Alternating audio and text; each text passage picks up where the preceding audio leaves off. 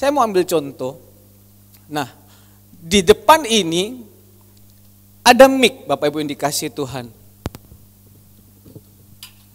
Mic. Ini mic mereknya Shure, Bapak Ibu yang dikasihi Tuhan. Model yang sama, barang yang sama, itu ada saya pakai di piano, kalau ngambil nanti makan waktu. Kalau mau dilihat, model sama. Bentuk sama. Suara bahkan ketika dipakai ngomong hampir sama. Tetapi harganya yang saya pakai di piano itu 2 juta, Bapak Ibu yang dikasihi Tuhan, untuk sekarang. Berapa tahun lalu 1 juta. Tetapi mic yang ada di depan ini yang Bapak Ibu lihat, modelnya sama, bentuknya sama, tapi harganya hanya 100.000, Bapak Ibu yang dikasihi Tuhan. Apa yang beda, Bapak Ibu yang dikasihi Tuhan? Model sama, bentuk sama. Yang beda apa? Yang bisa jawab saya kasih hadiah. Yang beda apa? Coba ngomong, jangan malu-malu Bapak Ibu. Jangan terlalu serem gitu loh Bapak Ibu. Apa yang beda? Pak Agus langsung jawab, kualitas. Nah, kualitas itu ditentukan dari apanya Pak Agus? Nah, Pak Gembala jawab bahan. Nah gini kan enak Bapak Ibu. Masa khotbah terus ngomong sendiri. Pak Agus bilang yang beda kualitas. Bapak Gembala bilang kualitas apa? Kualitas bahan-bahannya. Hari ini juga, saya dulu dengan Bapak Alek, dengan Pak Alfred dulu, waktu masih zaman-zaman saya SMA, hobi cari sabuk Bapak Ibu yang dikasihi Tuhan. Pak Alek itu dulu paling suka sabuk tulisannya A. Ya kan? Ada memang merek yang khusus itu dulu, merek itu mahal kali. Tapi waktu itu kita sama-sama pengkoleksi barang-barang begitu. Saudara Alfred juga pakai A. Saya juga pakai A.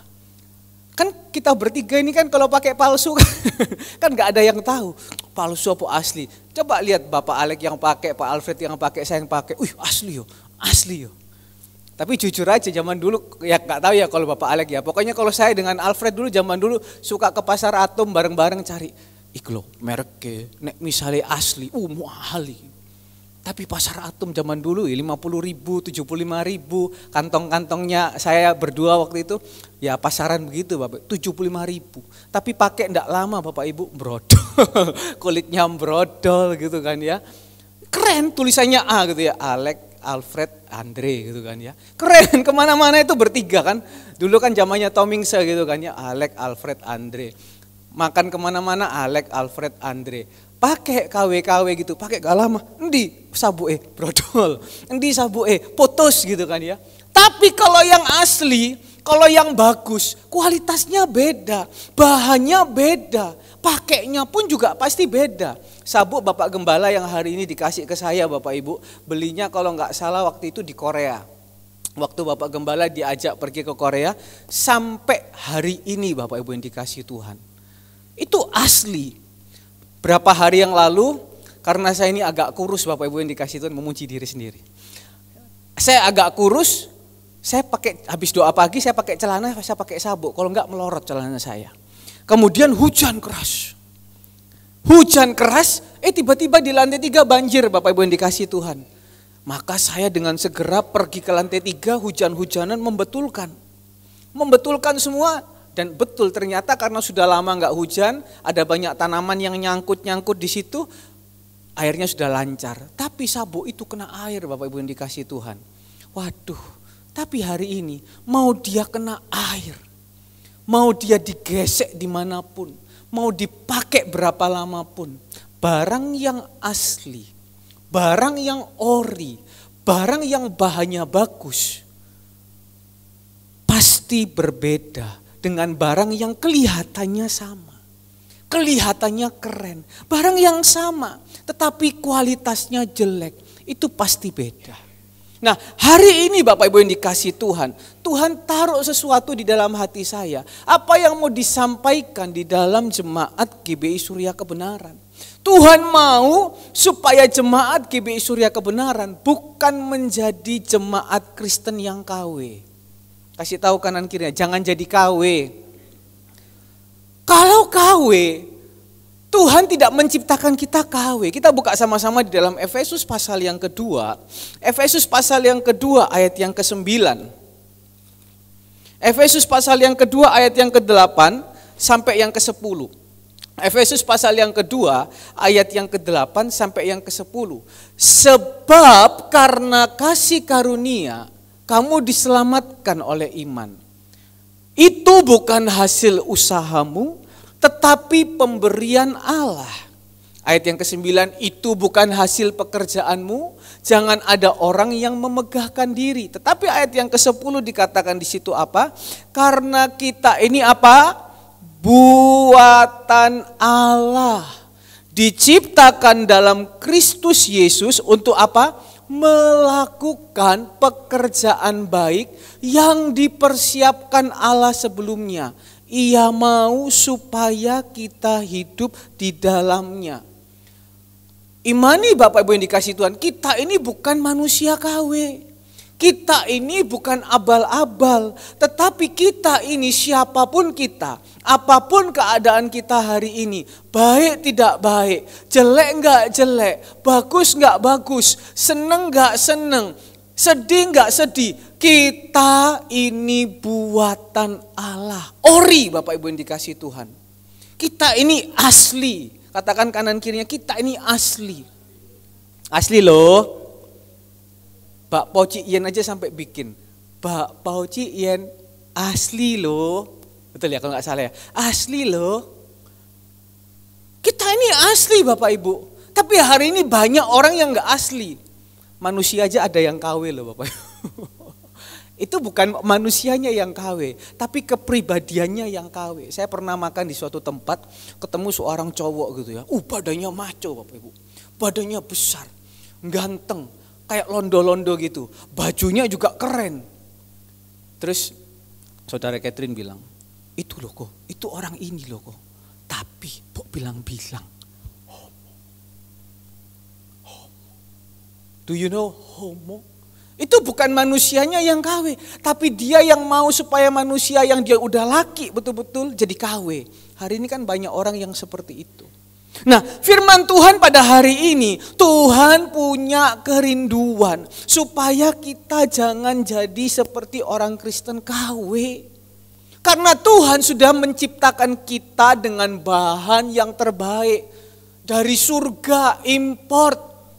Nggak hanya diciptakan, tapi dikatakan Tuhan waktu menciptakan kita, sebelumnya dia sudah mempersiapkan apa? Pekerjaan yang baik. Tuhan tuh menciptakan kita punya tujuan. Sebelum kita diciptakan, Tuhan sudah punya rencana yang baik dalam kehidupan kita. Jadi hari ini Bapak Ibu, apapun keadaan kita dalam tekanan atau tidak ada tekanan, imani sebelum aku diciptakan, Tuhan sudah punya rencana yang baik. Makanya Tuhan bilang, ayo hidup di dalamku. Orang Kristen KW hidupnya di luar Tuhan. Nanti kita mau lihat, KW itu gimana toh? Tapi orang yang tinggal di dalam Tuhan, Kristen yang sungguh-sungguh, Maleakhi 3 ayat yang ke-18, ada perbedaan antara orang yang ikut Tuhan sungguh-sungguh dan orang yang ikut Tuhan gak sungguh-sungguh. Gak sungguh-sungguh itu KW, yang sungguh-sungguh itu ori. Tuhan mau hari ini Bapak Ibu yang dikasihi Tuhan, kita jadi Kristen yang ori. Kita bukan Kristen abal-abal. Hari ini Bapak Ibu, Kristen abal-abal kena sapu angin. Hari ini Kristen abal-abal, dia nggak peduli mau Kristen sejak lahir, dia nggak peduli mau anaknya pendeta, anaknya gembala, get out semua kalau Kristennya abal-abal. Nanti kita lihat Kristen abal-abal itu yang seperti apa. Yang pasti paling gampang gini, Kristen abal-abal apa? Ngakunya Kristen, tapi nggak pernah pergi gereja. Ngakunya Kristen, tapi hari ini pergi gereja sudah setengah hati. Ngakunya Kristen, tapi semuanya sekarang sudah mulai mundur. Apapun alasannya. Tuhan tidak mau yang seperti itu. Tuhan mau hari ini. Bukan karena mau menikmati janji Tuhan. Itu kan bonusnya Tuhan aja. Tapi supaya rencana Tuhan yang baik itu Bapak Ibu. Supaya apa yang Tuhan sudah persiapkan buat kehidupan kita. Itu jadi Bapak Ibu. Selamat is okay. Tapi selamat itu kalau kita Kristennya sungguh-sungguh. Nah, sore hari ini Bapak Ibu yang dikasihi Tuhan, kita mau belajar seorang tokoh supaya kita tahu perbedaannya Kristen KW itu gimana. Aku ini kalau jemaat Surya Kebenaran bukan Kristen KW, semuanya kualitinya bagus. Amin. Kasih tahu kanan kiri, kualitimu bagus loh. Kasih tahu kualitasmu bagus loh. Bapak Ibu, bagus dan enggak bagus Bapak Ibu, ngomong aja yang baik. Nanti saya mau kasih kesaksian. Ketika kita ngomong yang baik saja, ketika kita berusaha ngomong yang menyenangkan hati saja, bukan menjilat, beda. Ketika kita berusaha ngomong apa yang Tuhan pimpin, itu ada berkat loh. Kita ketika ngomong aja dengan jemaat, kualitasmu tuh bagus loh. Itu bicara sama hati. Nanti kita lihat, kita buka sama-sama dalam 1 Raja-Raja pasal yang ke-12. Coba. 1 Raja-Raja pasal yang ke-12. Ayat yang ke-25. Nanti kita baca bergantian ya. 1 Raja-Raja pasal yang ke-12 ayat yang ke-25. Nanti baca sampai yang ke-33. Saya baca, Yerobeam memulai ibadah yang baru. Dikatakan di situ, kemudian Yerobeam memperkuat Sikem di pegunungan Efraim, lalu diam di sana. Ia keluar dari sana, lalu memperkuat Penuel. Ayat yang ke-26, maka berkatalah Yerobeam dalam hatinya, kini mungkin kerajaan itu kembali kepada keluarga Daud. Jika bangsa itu pergi mempersembahkan korban sembelihan di rumah Tuhan di Yerusalem, maka tentulah hati bangsa ini akan berbalik kepada Tuhan mereka, yaitu Rehabeam Raja Yehuda. Kemudian mereka akan membunuh aku dan akan kembali kepada Rehabeam Raja Yehuda. Sampai di sini dulu Bapak Ibu yang dikasihi Tuhan. Kita tahu karena memang kekerasan hati, karena kesalahan-kesalahan daripada raja-raja sebelumnya, dan itu digenapi di Raja Rehabeam, bangsa Israel terpecah. Yang ikut Yehuda dari 12 suku itu 2,5 suku. Tetapi yang ikut Israel 9,5 suku. Ya. Nah, 2,5 suku itu dipimpin oleh Rehabeam, 9,5 suku itu dipimpin oleh Yerobeam. Loh, apakah Tuhan gak adil Bapak Ibu yang dikasihi Tuhan? Rehabeam ini cucunya Daud. Siapa Yerobeam? Kok bukannya harusnya Rehabeam yang dapat 9 suku yang lebih banyak? Tetapi kenapa Rehabeam cucunya Daud kok cuma setengah? Karena kekerasan hati. Tapi di satu sisi kita bisa belajar lagi. Yerobeam gak buat apa-apa Bapak Ibu. Dia bukan keturunan raja. Dia bukan orang hebat. Dia gak tahu. Oke, Yerobeam bin Nebat. Kita gak tahu asal usulnya bagaimana. Tapi kenapa dia bisa memimpin 9,5 suku. Hari ini mungkin kalau saya kasih gambaran, dia bukan siapa-siapa loh. Keluarganya juga gak jelas. Bukan konglomerat. Tapi kenapa hari ini dia dipercaya lebih? Kenapa hari ini dia diberkati lebih? Kembali ke Efesus pasal 2 ayat 8. Semua itu karena kasih karunia Tuhan. Bapak Ibu, karena kasih karunia Tuhan, orang yang gak mampu dimampukan. Orang yang dalam keadaan tidak bisa apa-apa, Tuhan bisa angkat tinggi. Tapi itu semua karena kasih karunia Tuhan. Karena anugerah Tuhan.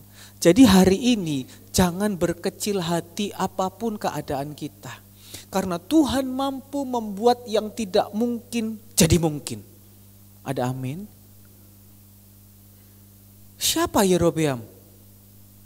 Tapi Tuhan pun juga mempunyai penilaian. Kasih karunia gak sembarangan Bapak Ibu. 1 Raja-Raja 11 ayat yang ke-28. Coba berbalik aja di situ. 1 Raja-Raja 11 ayat yang ke-28. Siapa Yerobeam? Yerobeam adalah seorang tangkas. Ketika Salomo melihat bahwa orang muda itu seorang rajin bekerja, maka ditempatkannya dia mengawasi semua pekerja wajib dari keturunan Yusuf. Anaknya Nebat, nggak tahu juga keturunannya siapa, apakah dia seorang siapa. Tapi karena dia, satu karena anugerah Tuhan, satu karena kehendak Tuhan. Hari ini kita harus tahu dulu Bapak Ibu. Tadi dalam Efesus 2 ayat yang ke-9, itu bukan hasil usahamu, itu bukan hasil kehebatanmu, tetapi Tuhan punya rencana baik dalam hidup kita. Makanya Tuhan mempersiapkan jalan. Tetapi anugerah Tuhan juga datang sama Yerobeam. Tapi Yerobeam juga bukan orang yang bodoh-bodoh Bapak Ibu. Dia orang yang tangkas. Dia orang yang rajin bekerja. Hari ini mungkin kita nggak punya akses apa-apa. Hari ini mungkin keadaan kita mungkin di dalam lingkungan nggak kenal siapa-siapa. Tapi belajar sama Yerobeam. Dia cuma rajin Bapak Ibu. Katakan sama-sama rajin. Katakan tangkas. Tangkas itu apa ya Bapak Ibu ya? Tangkas itu artinya lincah. Dia dikasih tugas apa aja bisa. Dia dikasih tugas ini mau, kasih tugas ini mau belajar, dikasih ini bisa, dikasih ini bisa. Tapi tanpa anugerah Tuhan juga percuma. Tapi ada kemauan. Kemarin saya waktu naik mobil dengan seseorang, waktu bagi-bagi makanan, seseorang berkata gini, kamu itu sudah dipeseni, belajar, apa-apa itu sedikit, nggak harus terpaku belajar ini. Kamu belajar ini bisa, belajar ini bisa, belajar ini bisa. Nanti hidupmu nggak susah. Jawabannya apa? Wis belajar kakean belajar, iki harus pusing loh Bapak Ibu. Tapi Yerobeam ini beda. Semua dia tangkas itu semua dia mau belajar gitu loh Bapak Ibu yang dikasih Tuhan. Dan rajin. Males juga percuma. Jadi hari ini yang rajin doa pagi, yang rajin pelayanan, yang rajin ibadah, tapi dengan segenap hati loh ya. Yang di kantor rajin, yang dikasih tanggung jawab apapun rajin. Hati-hati Bapak Ibu, ada saatnya ketika kerajinanmu itu tetap terus engkau lakukan. Rajin ikut aksi peduli. Ya kan? Ya, rajin ikut aksi peduli. Rajin apalagi, semua yang rajin pokoknya, rajin yang bagus-bagus. Mungkin mata manusia tertutup, tapi mata kita yang di surga, mata Tuhan yang di surga, mata Tuhan melihat, hati raja itu di tangan Tuhan. Tiba-tiba Salomo datang sama dia. Yerobeam, tak lihat kamu ini tangkas, tak lihat kamu ini rajin, ya ibadah nggak pernah terlambat gitu mungkin kan ya, nggak ada Pak Sirait ya. Ibadah gak pernah terlambat. Kamu tak kasih kepercayaan. Jadi mandor dulu. Yang kecil dulu. Tapi itu kepercayaan Bapak Ibu. Waktu berjalan. Ada orang kadang levelnya level mandor. Jadi mandor, mau diangkat lagi gak bisa. Karena apa? Ketika sudah jadi mandor gayanya udah beda. Tapi si Yerobeam ini pada waktu level mandor Bapak Ibu. Dia bisa dipercaya. Nubuatan Tuhan datang. Suatu saat kamu akan jadi raja 9,5 suku daripada bangsa Israel. Pegang Bapak Ibu, Tuhan kalau sudah janji, dia tidak akan pernah ingkari. Tuhan kalau sudah ngomong di firman Tuhan, dia tidak akan pernah ingkari. Dan tiba saatnya waktu itu datang. Dari seorang yang bukan siapa-siapa. Karena anugerah Tuhan dan dia juga mau rajin, mau tangkas, mau belajar, diangkat jadi mandor. Dan hari ini dia diangkat menjadi seorang raja. Dari bukan siapa-siapa jadi raja. Ada amin Bapak Ibu yang dikasih Tuhan. Tuhan juga mampu bawa kita Bapak Ibu. Dari bukan siapa-siapa jadi seorang raja. Nah, ketika dia jadi seorang raja, dia mulai ngatur ayat yang ke-25. Dia ngatur di Sikem, dia ngatur di Efraim, dia ngatur di Penuel. Ya namanya kan orang bekerja Bapak Ibu, dikasih kepercayaan harus dikerjakan. Dan tiba saatnya suatu kali, ini sebenarnya waktu itu Yerobeam itu sudah siap untuk melejit. Seakan-akan seperti barang mik ini yang asli tapi ya, mik ini sudah siap untuk dipasarkan, sudah siap untuk dijual. Yerobeam ini statusnya ketika dia sudah memperkuat Peniel, sudah memperkuat apa kan sudah firm, sudah bagus posisinya. Tinggal sekarang Tuhan orbitkan. Nah, barang ini Bapak Ibu sebelum diorbitkan pasti akan dites dulu. Pasti akan diuji coba dulu. Layak enggak ini untuk diorbitkan? Saya percaya hari-hari ini jemaat Surya Kebenaran akan siap diorbitkan. Mungkin bukan jadi yang terkenal, tapi mungkin jadi suami yang hebat, jadi istri yang penolong, jadi orang yang dipakai Tuhan yang apapun lah ya. Tuhan siap mengorbitkan mungkin keuanganmu, siap mengorbitkan apapun lah yang Tuhan mau orbitkan dalam hidupmu. Tapi harus diuji dulu. Banyak orang gagalnya ketika pada saat diuji. Ini sudah siap naik Bapak Ibu, sudah siap terbang ini. Tapi ketika ujian kita melihat Yerobeam ayat yang ke-26. Maka berkatalah, lihat ya, ketika dia sudah merasa, wah ini semua gara-gara aku, makanya sekarang kerajaan Israel bagus nih. Kerajaan Israel sudah hebat nih, ini semua gara-gara aku. Makanya dikatakan ayat yang ke-26, maka berkatalah Yerobeam dalam hatinya. Kini mungkin kerajaan itu kembali kepada keluarga Daud loh. Sampai di sini dulu Bapak Ibu.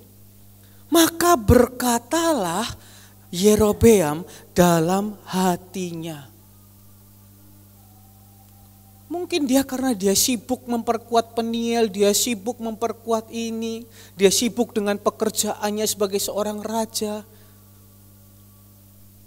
Mungkin ketika dia lihat, wah ini semua karena aku. Ini semua karena kehebatanku. Makanya muncul di dalam hatinya itu sebuah hal yang gak baik. Dia ngomong sama hatinya. Harusnya Bapak Ibu yang dikasihi Tuhan, hari-hari ini ya kita bertanya siapa yang berkata di dalam hati kita. Makanya tadi kan saya bilang, ngomong sama depanmu, ngomong sama sampingmu, kualitasmu hebat loh, kualitasmu bagus loh. Saya berharap jemaat Surya Kebenaran, hati ini bisa diajak ngomong, hati ini bisa ketika kita sampaikan, aku kuat, aku bisa. Loh, itu berpengaruh loh Bapak Ibu. Tapi Yerobeam ngomong di dalam hatinya yang salah. Apa yang dia omongkan? Yang dia omongkan apa? Harusnya dia berkata begini kan, Tuhan terima kasih Tuhan, sekarang kerajaanku jadi kuat. Itu semua karena Engkau Tuhan. Tapi apa yang dikatakan oleh Yerobeam? Yang dia katakan apa? Dia apa? Punya praduga yang salah. Dia punya pemikiran yang negatif. Jangan-jangan nanti kerajaan ini akan kembali sama Raja Daud. Loh, ini kerajaan bukan dia yang kasih kok. Tuhan kasih secara cuma-cuma. Kenapa Yerobeam bisa ngomong seperti itu? Karena dia jauh daripada Tuhan. Karena sumbernya itu lagi gak bagus. Penuh dengan yang namanya kecurigaan. Makanya dia ngomong, jangan-jangan ini nanti kerajaan kembali sama Daud. Sama kan seperti orang yang dikasih 1 talenta. Karena hatinya ini gak baik. Karena dia jauh daripada Tuhan. Sumbernya lagi gak baik. Jangan-jangan Tuhanku ini hanya memanfaatkan aku. Makanya talenta ini aku pendam. Manusia ini sumbernya segala kekurangan Bapak Ibu. Daging ini sumbernya segala kesalahan. Makanya kita butuh melekat sama Tuhan. Kita butuh dekat sama Tuhan. Kenapa kok selalu ditekankan, ayo ikut ibadah, ayo ikut doa pagi tiap pagi. Supaya apa? Tiap pagi yang kita dengar suara Tuhan, tiap pagi yang kita dengar tuh suara firman. Yesaya 55 ayat yang keempat kan? Yeremia 55 ayat yang keempat. Tiap pagi aku bangun supaya mendengar apa yang menjadi perintah Tuhan. Sehingga mulutku ini bisa menyampaikan apa yang menjadi perintah Tuhan. Karena si Yerobeam ini sibuk dengan pekerjaannya. Mungkin dia merasa belum butuh Tuhan lagi. Dia udah dapat kerajaan. Akhirnya yang dia ngomong apa? Yang dia ngomong ya kepahitan. Yang dia ngomong kecurigaan. Karena apa? Sumbernya itu dia sendiri. Coba kalau kita tiap pagi dengar firman. Coba kalau kita tiap pagi melekat sama Tuhan. Pasti Bapak Ibu yang dikasihi Tuhan. Ketika menghadapi sesuatu. Ketika kita berhadapan merespon segala sesuatu. Pasti apa? Pasti yang kita sampaikan kepada hati kita itu apa? Kamu bisa. Tuhan bersamamu. Tuhan melindungimu. Aku pasti bisa. Aku punya Tuhan yang besar. Aku punya Tuhan yang hebat. Amin Bapak Ibu yang dikasihi Tuhan. Kita ini bisa ngomong sama hati kita Bapak Ibu yang dikasihi Tuhan. Kita ini bisa bicara dengan hati kita. Tapi apa hari ini yang kita bicara di dalam kehidupan kita? Kalau tiap pagi yang kita dengar gosip. Kalau tiap pagi yang kita dengar menjelekkan sini, menjelekkan sana. Yang kita dengar tiap pagi bukannya barang yang bagus, tapi yang kita dengar berita-berita panas saja. Sepanjang hari yang ada dalam hati kita juga panas Bapak Ibu. Apa yang kita makan itulah kita. Tapi kalau tiap pagi yang kita makan firman Tuhan, kita dengar puji-pujian. Makanya saya selalu berusaha kalau Zoom itu supaya suaranya, bagi jemaat yang ikut Zoom, supaya suaranya itu enggak putus-putus. Supaya suaranya itu enggak kresek-kresek. Supaya suaranya itu bagus. Sehingga ketika kita bisa nyanyi Bapak Ibu, kita bisa dengar pujian, hati itu dibangunkan. Kemarin habis ganti kabel juga hampir habis 1 juta. Saya bukan ngomong uang. Supaya apa? Supaya dengarnya bagus. Saya pernah ketika olahraga begitu, saya dengar sendiri apa yang saya nyanyi di doa pagi. Ketika suaranya bagus, ketika hati ini mendengar puji-pujian, itu di dalam hati itu damai sejahtera, sukacita. Tapi yang kalau kita dengar sumbernya bukan Tuhan, sumbernya kepahitan, sumbernya kebencian, sumbernya mungkin penuh dengan yang namanya prasangka buruk. Oh kemarin dia ngomong tentang aku. Itu pasti itu, fix aku itu.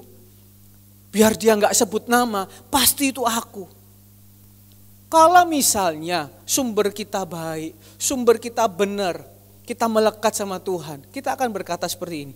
Oh itu berarti jamu buat aku, gak vitamin. Sekarang bahasanya bukan vitamin tapi jamu. Kalau vitamin itu masih ada manisnya.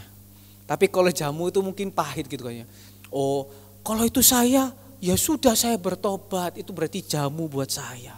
Karena itu tes kontrol hati. Hati saya lagi kalau produk mau dikeluarkan itu ada namanya quality control. Hati saya ini lagi dites kualitasnya layak untuk dijual enggak gitu loh. Masa dijual dalam posisi emosi, dijual dalam posisi mungkin hatinya lagi enggak bagus. Tentu ada harganya Bapak Ibu. Barang sama-sama barang, tapi ketika yang satu mungkin posisinya lagi nggak bagus, harga jualnya juga beda. Nanti saya cerita Bapak Ibu. Tapi kalau hati kita yang kita dengar itu, oh ini jamu buat saya, oh ini baik buat saya. Biar manusia nggak lihat Bapak Ibu, Tuhan dari atas lihat. Oh ini ya. Orangnya ternyata bisa bereaksi benar. Kenapa? Karena sumbernya benar. Hatinya itu teruji. Hatinya itu teruji. Yerobeam, dia makannya salah. Makannya penuh kecurigaan. Coba bandingkan dengan Salomo. Ketika Salomo waktu pertama kali jadi raja. Yang dia katakan apa? Tuhan ini semua karena Engkau. Aku mau bangun rumah yang paling bagus supaya Tuhan tinggal. Meskipun Tuhan gak tinggal di rumah itu. Tapi lihat bedanya. Kristen yang KW sama Kristen yang asli. Meskipun Salomo ketika dia sudah diangkat. Pada akhirnya dia juga jatuh. Tapi ini sebuah pelajaran buat jemaat Surya Kebenaran. Supaya kita lolos ujian. Sehingga ketika kita lolos ujian kita bisa diorbitkan sama Tuhan. Amin Bapak Ibu. Bapak Ibu jangan bilang gini, saya mau sudah orbit apalagi, udah tuwek, gak perlu orbit-orbitan. Orbit itu maksudnya apa Bapak Ibu? Hidup dalam rencana Tuhan. Hidup dalam penyertaan Tuhan. Orang kan ndak mau repot, wis babano. Angel, wis dadi KW gak popo. Buktine KW kan juga banyak yang beli toh. Ya Bapak Ibu, bukan berarti saya anti barang KW. Bapak Ibu mau beli parfum KW? Iya kan? Ada yang KW ori, KW super. Kalau punya uang mau beli ori apa KW Bapak Ibu? Pasti maunya ori. KW semprot titik, ngecap di baju gitu kan ya. Terus kena hawa matahari, kena panas matahari, baunya hilang. Tapi kalau asli coba, mau kena matahari, mau kena apa, kadang ada yang bisa 2 hari, ada yang bisa 3 hari. Itu bedanya. Hari ini kalau ada pilihan untuk menjadi Kristen yang sesungguhnya, ngapain kita mau jadi Kristen yang abal-abal Bapak Ibu? Kita lihat sumbernya kembali di hati. Ayat yang ke-27, jika bangsa itu pergi mempersembahkan korban sembelihan di rumah Tuhan di Yerusalem, maka tentulah hati bangsa ini akan berbalik kepada Tuhan mereka, yaitu Rehabeam Raja Yehuda. Kemudian mereka akan membunuh aku dan akan kembali kepada Rehabeam Raja Yehuda. Padahal rencana Tuhan bukan itu. Tapi karena penuh curiga. Orang itu gitu Bapak Ibu. Kalau misalnya hatinya ini gak lolos uji, hatinya ini enggak di quality control gitu kan ya, tesnya gagal. Itu bedanya di situ. Pasti, oh iki ngeceng aku. Saya dulu ingat waktu sekolah Bapak Ibu. Pokoknya saya percaya kalau di sini Ibu Ivon sama Kak Hengki enggak kok enggak enak ngomongnya. Ibu Ivon dan Kak Hengki, berarti Kak Ibu. Ibu Ivon dan Bapak Hengki itu enggak suka ngecingan ya. Kalau zaman dulu tuh mungkin ada yang suka ngecingan. Pokoknya kalau di kelas itu kalau dia masuk selalu orang itu aja, orang itu aja. Pasti, oh ini ngeceng aku. Bapak Ibu hari ini kita urusannya sama Tuhan. Kalau memang kita diceng berarti kita disayang Bapak Ibu, dikasih Tuhan. Tapi saya enggak kayak gitu. Percayalah Bapak Ibu, Bapak itu kepingin yang terbaik buat anaknya. Hari ini Bang John berduka. Kita ketemu Bang John hawanya lagi kurang enak Bapak Ibu. Apalagi ketika kita tanya tentang burung dara. Bang John gimana burung dara? Wis, pokoknya mulai sekarang Doro nih kak kayak mangan. Karena dia sudah jadi bapaknya Doro. Tiap hari dengan saya hanya ribut masalah kerdus gitu kan ya. Saya kerdus mau pakai pak barang, Bapak Gembala kerdus mau kasih pemulung, Bang John kerdus ribut untuk rumahnya Doro. Sampai kepingin membuatkan rumah Doro yang bagus. Tapi hari ini hatinya tersayat karena Doro itu sudah siap untuk digoreng. Gitu kan ya. Wis, aja omong Doro mana. Loh, kalau manusia aja dengan burung itu seperti itu Bapak Ibu. Hari ini Ibu Gembala punya cucu juga Bapak Ibu. Pokoknya kalau saya pukul yang namanya Astro Bapak Ibu, pasti dia bilang begini, "Nyoh, jangan pukul itu anjing, kasihan itu anjing." Bayangkan nanti cucunya gimana Bapak Ibu. Apalagi Tuhan terhadap kita. Pasti dia kepingin yang terbaik, ada amin Bapak Ibu. Tuhan punya rencana yang baik sama Yerobeam. Tapi karena hatinya gak lolos uji.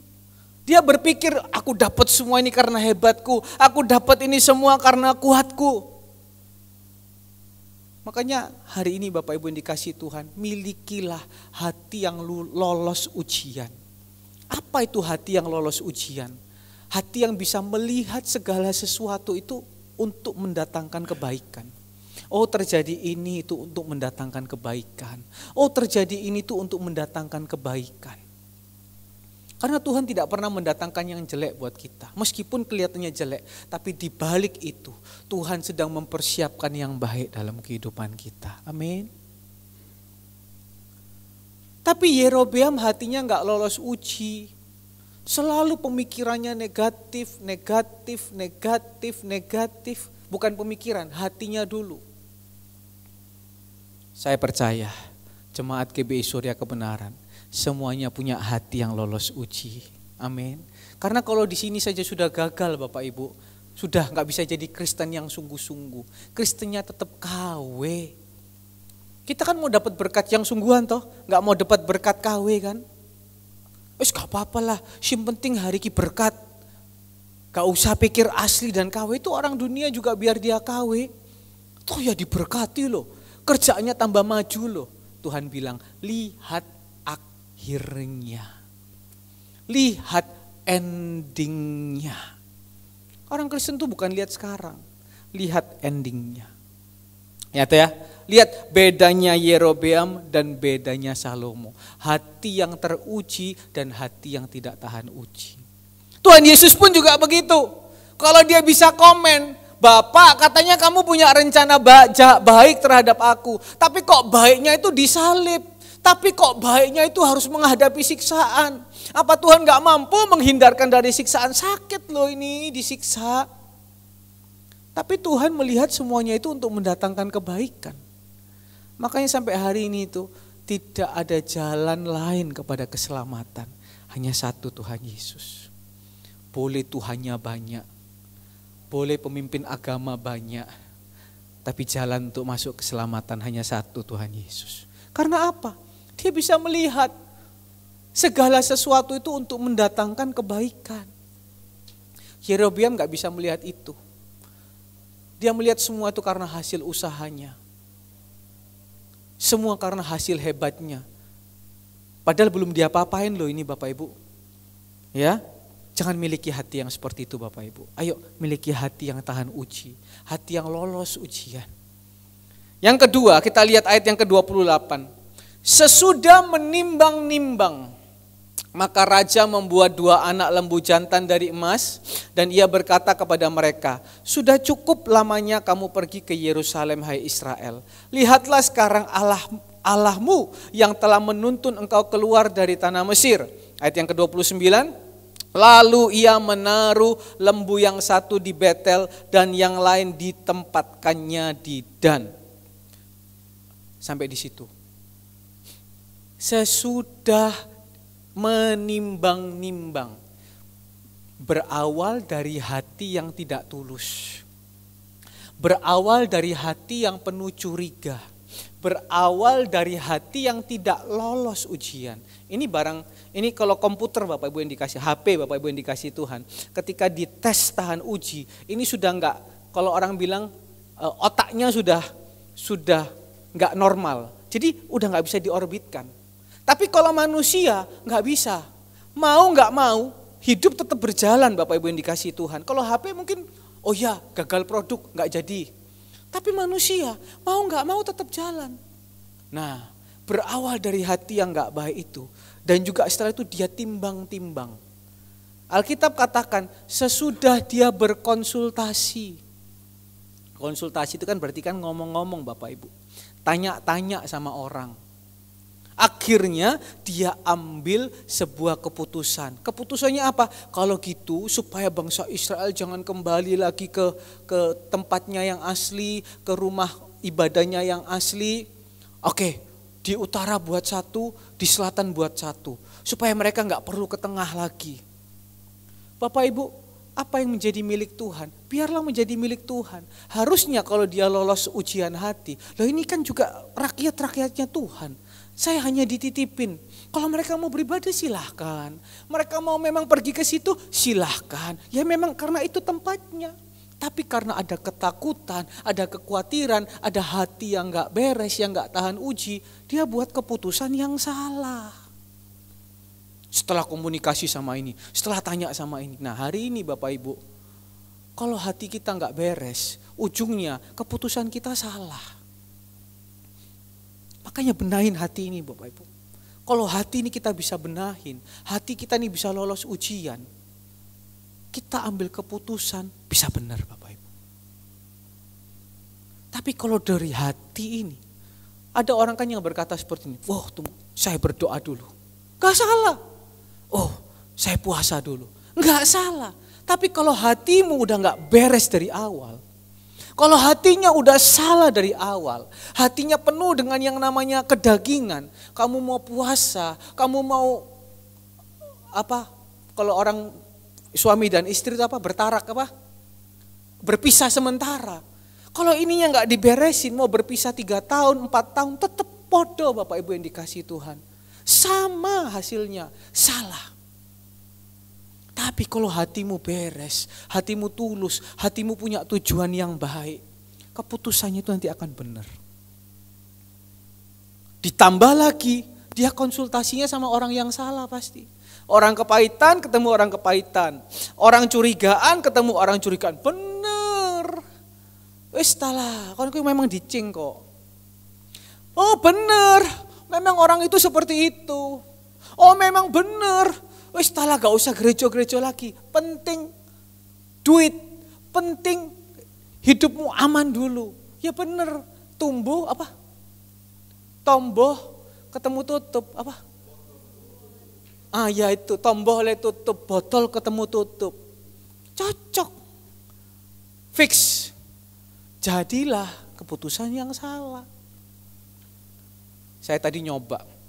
Makanya Bapak Ibu kita tuh tetap harus melekat sama Tuhan.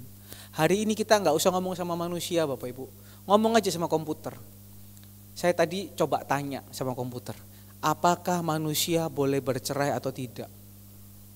Jawabannya panjang Bapak Ibu. Tek tek tek tek tek tek tek tek tek. Sekarang semua itu pinter Bapak Ibu. Bisa jawab sendiri. Apakah manusia boleh bercerai apa enggak? Dia jawab. Jawabannya itu bagus loh Bapak Ibu. Tapi bagus belum tentu benar sesuai kehendak Tuhan. Saya tanya, masih bisa salah tapi siapa gembala GPI Surya Kebenaran? Munculnya Nyiko Nyotor Harjo, gak tahu jenenge Herman Ignatius Bapak Ibu. Masih bisa salah tapi manusia masih bisa salah. Komputer masih bisa salah. Saya coba tulis, siapa jodoh saya? Jawabannya ini, ojo takok aneh-aneh. Ojo takok aneh-aneh. Gorong tahu disemprit ya. Ya kan? Masih bisa salah. Karena itu makanya kita perlu melekat sama Tuhan. Kita perlu juga dekat sama orang-orang yang memang bisa membangun. Carilah orang-orang itu kalau yang bisa diajak komunikasi itu yang bisa melihat nilai positif atau bisa melihat hal yang baik dari suatu hal yang gak baik. Kalau orang tuh melihat secara kata, ku elek, wis elek. Belajarlah bertemu orang atau konsultasi sama orang yang bisa melihat hal yang baik dari hal yang kurang baik. Mungkin ini kelihatannya gak baik, tapi dari situ bisa melihat, nilai baiknya apa. Sisi positifnya apa. Orang yang rohani. Itulah Bapak Ibu yang dikasih Tuhan. Jadi jangan salah bergaul. Supaya apa? Keputusannya tidak salah. Nanti kita lihat keputusan yang salah itu gimana dampaknya. Mau ambil keputusan yang benar Bapak Ibu, kasih tahu kanan kirinya, ayo punya hati yang benar. Ayo kasih tahu, punya hati yang benar. Nah malam hari ini Bapak Ibu yang dikasih Tuhan, ketika kita berawal dari hati yang benar, kita berawal dari hati yang tulus, keputusan itu benar. Keputusan benar tuh meskipun dilihat, tapi meskipun keputusanku ini benar, aku mau tetap percaya Tuhan. Meskipun hari ini aku belum ketemu jodoh, orang yang lain semua sudah dapat jodoh, tapi aku di gereja iki isine ketemu ika iki. Semua lebih muda atau semua lebih tua, tapi aku tetap berharap sama Tuhan. Nah, Tuhan tuh lihat. Tuhan tuh menilai, orang ini lolos ternyata. Ujian hatinya, ujian mengambil keputusannya lolos lah. Nanti Tuhan buka jalan. Kasih tahu kanan kiri, Tuhan buka jalan. Tadi pagi Bapak Gembala cerita, habis beli mic yang tadi dipakai Ibu Ivon untuk song leader. Saya coba-coba, ternyata bagus ya. Terus kemudian sebelumnya saya juga sudah beli lagi merek yang sama, cuma lebih murah sedikit. Tadi waktu siang-siang Kesia cerita, enak ya mic-nya ya, enteng. Biasanya pakai itu abot tarikannya. Tahu tarikan abot, tarikan enteng kayak mobil lah. Kasih Tuhan. Enteng, iya duit itu, iya kan? Nah, saya berpikir, cobalah saya iseng-iseng. Hatinya kepingin yang baik Bapak Ibu. Benar apa enggak, nanti kan bisa ketahuan dari hasilnya. Kepingin lagi, Tuhan aku orang yang itu masih jual Tuhan. Tapi harganya lebih murah sedikit tapi kualitasnya sedikit di bawahnya yang dipakai sama Kak Ivon. Tapi tadi malam saya iseng-iseng cari yang kualitasnya sama kayak Kak Ivon. Barunya itu bukan Kak Ivonnya yang dijual, yang mic-nya yang dipakai gitu Bapak Ibu. Barunya itu 7 juta sampai 7 juta setengah. Loh, bayang loh, ini 13 juta Bapak Ibu. Saya nggak ngomong duit ya. Lihat singernya Jemaat GBI Surya Kebenaran aja mic-nya harganya mahal Bapak Ibu. Berarti singernya Jemaat GBI Surya, singernya gereja itu luar biasa semua. Nah, tadi malam saya iseng-iseng cari, dapat. Saya kontak. Oke, sudah kontak. Tadi pagi dia kontak saya. Dia jual yang mirip dipakai. Nah, yang saya beli itu punya Kak Ivon 7 juta, tapi saya belinya cuma 2.700.000. Kok murah? Palsu ya? Andre gak segampang itu dibohongin. Jadi puji Tuhan, Tuhan kasih hikmat, barangnya asli. Cuma nanti saya ceritakan apa yang membedakan gitu kan ya. Terus kemudian kontak tadi pagi. Mas, jual ya? Iya. Jual berapa? 6,2. Lah, baru ini 7,5. Jual berapa? 6,2. Tapi yang itu saya bisa dapat 2,7. Iki sih baru Mas. Aku cuma pakai 3 kali sampai 4 kali tok.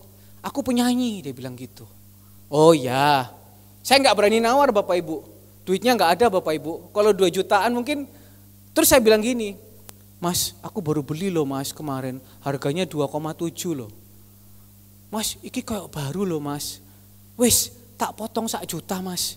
Dari 6,2 sisa 5 juta lebih, 5 juta. Saya juga nggak mau nawar Bapak Ibu. Iya kan? Memang saya lihat barangnya asli, barangnya baru, hampir nggak ada cacat. Nanti saya kasih tahu bedanya sama ini. Nah, kemudian setelah itu saya nggak nawar Bapak Ibu. Saya cuma bilang gini, Mas, saya nggak nawar ya Mas. Karena kemarin saya beli cuma 2,7 Mas. Sambil berharap, siapa tahu kejamah hatinya. Ya sudah 2 juta ambilin gitu kan ya. Tapi dalam hati itu Tuhan taruh. Ngomong, semoga Mas dapat pembeli yang cocok ya di harganya Mas loh. Bapak Ibu, kita itu bukan mulut manis. Tapi cobalah dalam segala hal kita berkata-kata yang baik. Berkata-kata yang memberikan pengharapan. Berkata-kata yang memberikan hati yang besar. Tegur, oke tegur.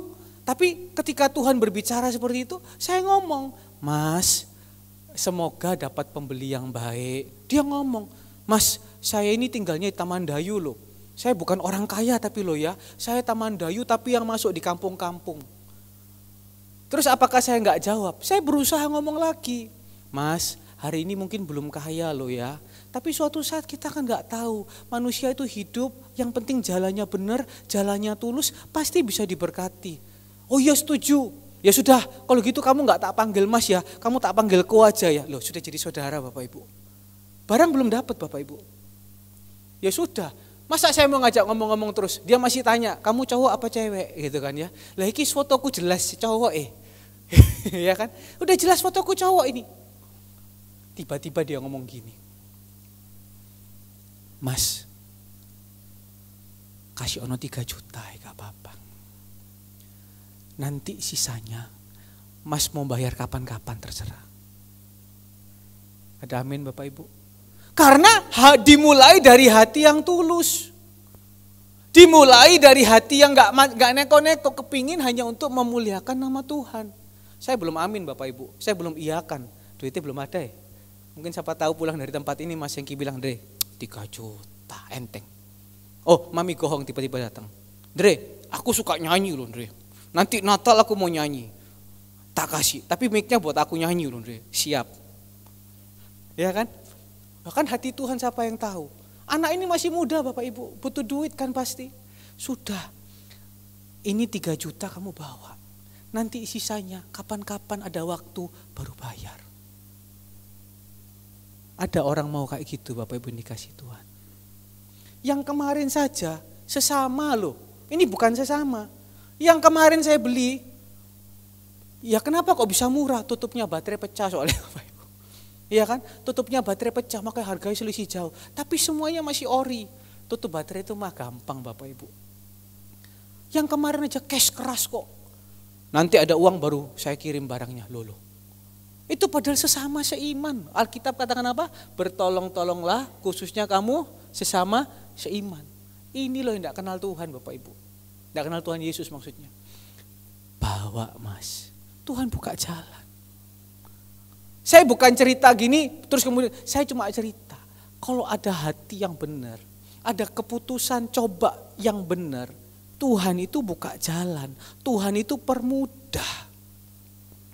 Tetapi si Yerobeam ini dia pakai dengan keputusan yang salah. Oh, aku ini punya kuasa, aku ini punya power, sudah berkonsultasi, tapi hatinya gagal uji. Dia bangun dengan cara yang salah. Nanti lihat di dalam pasal 13 ayat yang ke-1. Sedang Yerobeam berdiri di atas mezbah itu sambil membakar korban, maka atas perintah Tuhan datanglah seorang abdi Allah dari Yehuda ke Betel. Lalu atas perintah Tuhan berserulah orang itu terhadap mezbah itu, katanya, hai mezbah, beginilah firman Tuhan, bahwasanya seorang anak yang lahir pada keluarga Daud, Yosia namanya. Ia akan menyembelih di atasmu imam-imam bukit pengorbanan, yang membakar korban di atas juga tulang-tulang manusia akan dibakar di atasmu. Pada waktu itu dan selanjutnya, ketika waktu itu ia ditegur. Tuhan menegur, ini Tuhan langsung yang tegur. Apa yang dia lakukan? Dia suruh orang marah sama orang itu. Sampai ayat yang sampai ayat yang ke-4. Demi Raja Yerobeam mendengar perkataan abdi Allah yang diserukan terhadap mezbah di Betel itu apa? Ia sendiri, bukan suruh orang. Ia sendiri mengulurkan tangan dari atas mezbah dan berkata, tangkap dia.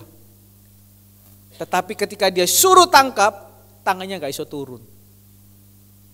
Orang itu kalau dari awal hatinya sudah penuh dengan kecurigaan, gak lolos uji, pikirannya pun juga akhirnya kalap. Konsultasi juga sama hal yang salah.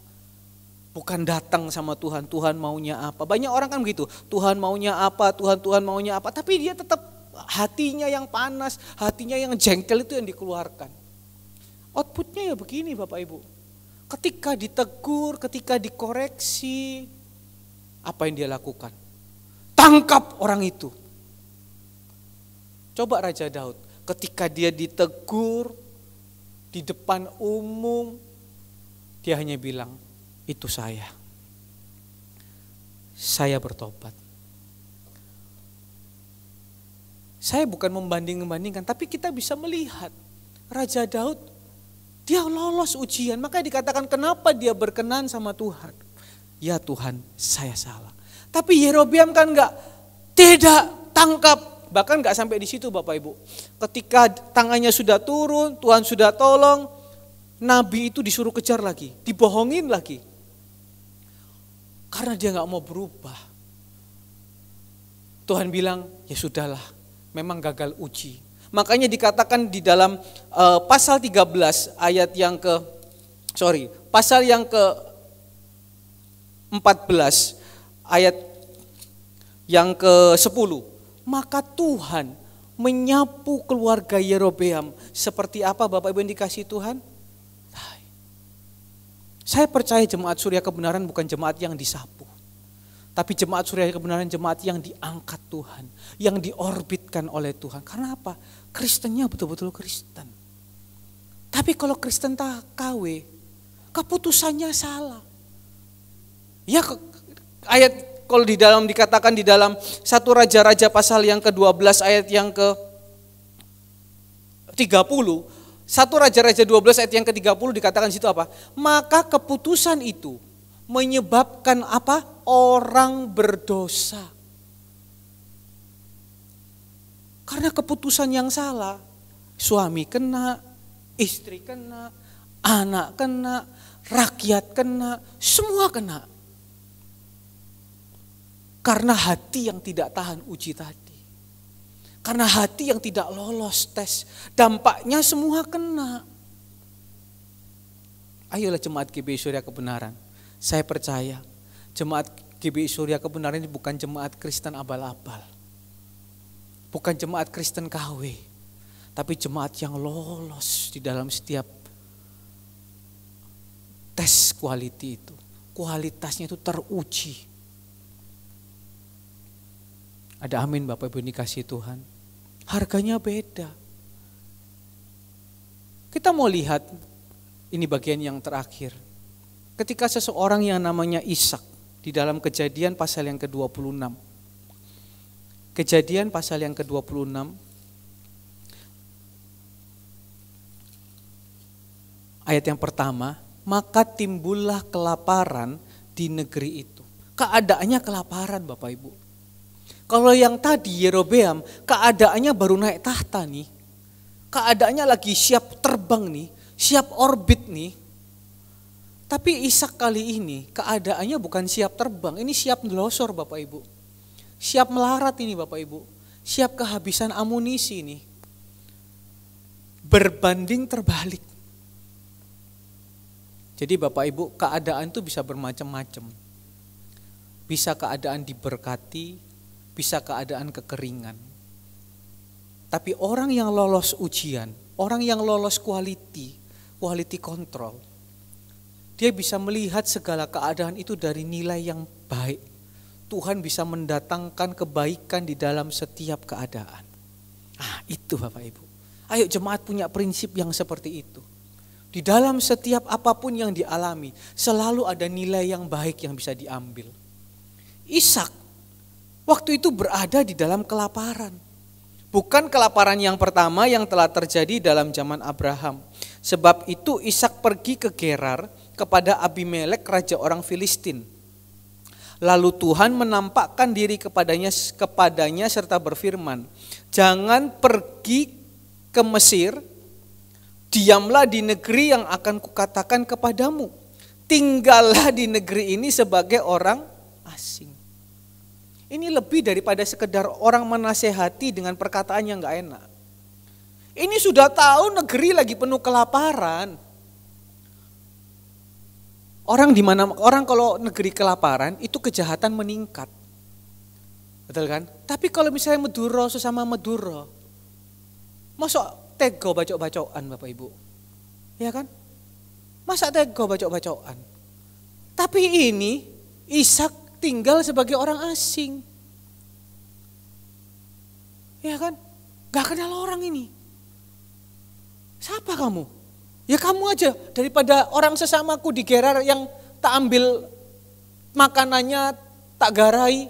Mending kamu aja, aku gak kenal kamu orang asing kok. Kamu bisa niat jahat, kamu bisa apa? Ini lebih jahat daripada sekedar perkataan yang disampaikan Bapak Ibu. Bapak mana? Tapi kok ini kelihatannya loh Tuhan, ini negeri kelaparan. Kok aku gak mau suruh pindah ke negeri yang penuh susu madu? Kenapa kok aku gak disuruh pindah ke negeri yang bagus dikit, yang aman? Coba waktu 98, banyak orang kepingin pergi ke Singapura semua kan? Harusnya kan Ishak pergi ke sana waktu itu. Tapi Tuhan bilang tinggal di situ sebagai orang asing. Maka aku akan menyertai engkau dan memberkati engkau. Loh, ini kan cuma janji Bapak Ibu. Berkatnya mana? Yang kelihatan mata ini itu kelaparan. Yang kelihatan mata ini perkataan yang gak enak. Yang kelihatan mata ini perbuatan yang gak enak. Di mana berkatnya? Amin. Tapi Ishak bisa melihat sesuatu itu dari sudut pandang yang berbeda. Sudut pandang baiknya. Seringkali manusia itu tangkap itu sadek-saknyetnya. Ya memang betul, saya pun juga kadang seperti itu. Kalau sudah tangkap sadek-saknyet, ya sudah. Tapi ada sesuatu yang baik di balik itu. Ada babi Bapak Ibu. Lapo sih ki babi bau busuk semua iki. Tapi Bapak Gembala punya penilaian yang beda di belakang itu. Saya bukan memuji karena anaknya, enggak. Tapi kita belajar.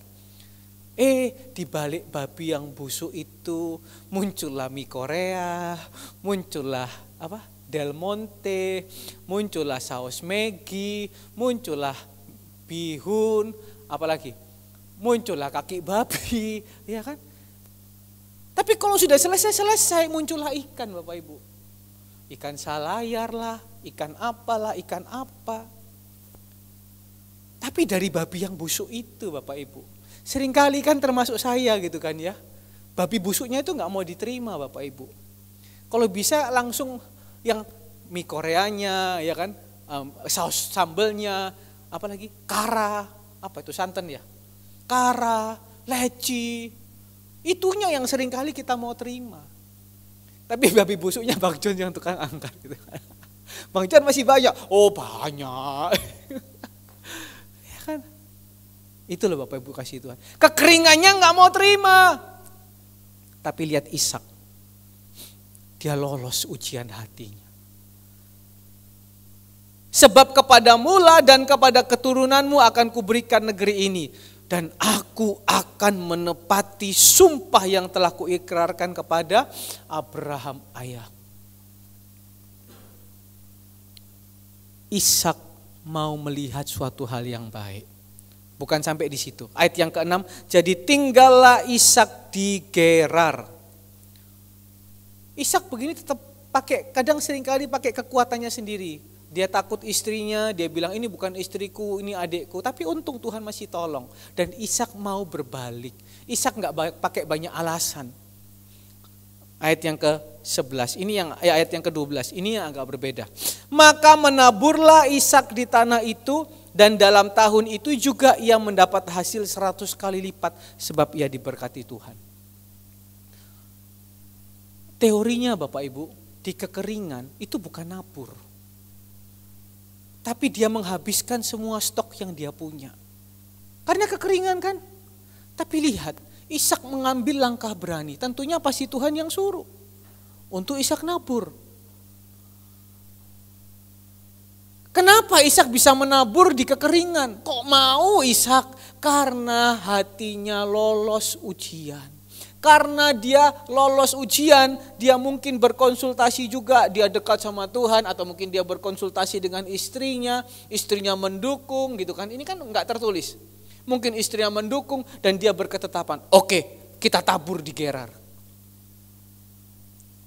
Dan ketika dia tabur, tahun itu juga di masa kekeringan 100 kali lipat dia dapatkan. Jemaat Surya Kebenaran. Ketika engkau lolos ujian hatimu, engkau menjadi Kristen yang bukan abal-abal, bukan Kristen KW. Saat itu juga ketika Tuhan memberkati engkau, engkau tidak tahu apa yang engkau akan alami. Tapi lihat rencana Tuhan yang terbaik engkau akan dapatkan. Amin. Imani Bapak Ibu yang dikasihi Tuhan. Bukan hanya itu saja, dia diusir. Kamu udah kebanyakan berkat. Dia pindah kemanapun. Bapak Ibu mau ditaruh dimanapun. Orang yang hatinya mau dijual dimanapun. Mau dipasang di lapak apapun. Orang yang hatinya sudah lolos ujian. Orang yang hatinya disertai sama Tuhan. Dimanapun dia tabur, di situ dia akan dapat berkat. Tidak tergantung tempat, tidak tergantung tahun, tidak tergantung keadaan. Tapi orang yang hatinya sudah lolos ujian, bukan Kristen abal-abal. Dia bisa mendapatkan berkat dimanapun dia berada. Ada penyertaan Tuhan di situ. Firman Tuhan pada malam hari ini, kita imani, kita renungkan baik-baik, kita resapi. Siapapun pada malam hari ini, kita percaya ketika kita menjadi Kristen yang sesungguhnya, bukan Kristen KW seperti Yerobeam tadi. Penyertaan Tuhan, keajaiban Tuhan, pertolongan Tuhan ada bersama kita dimanapun, kapanpun, tidak tergantung oleh apapun. Tuhan Yesus memberkati. Saya kembalikan kepada Bapak Gembala.